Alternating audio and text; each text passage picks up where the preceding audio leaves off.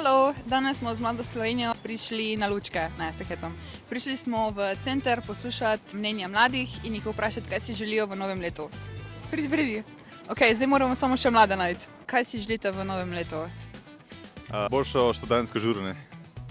Višje bone. Ok, z višje bone, kaj bi, koliko recimo? Na 5,5, 6, nekaj takšnega.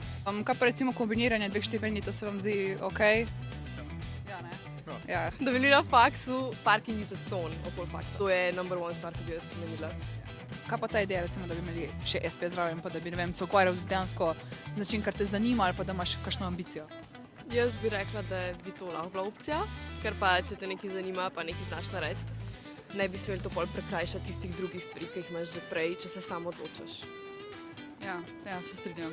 Mogoče malo više štipendije, ker ne vem, pač odvisno od faksa, no, ampak recimo jaz sem na takem faksu, ki je potrebno veliko vložiti denarja v to, kar delamo za materijale, za potrebščine. In potem mogoče tudi boni, da bi bili pač čim manj doplačila. Da bi dobila štipendijo in da bi imela SP. Kaj pa ta varianta? To pa se mi zdi super, no, iskreno. Tako lepo delaš to, kar hočeš, kar te veseli, plus denarno te nekdo podpre.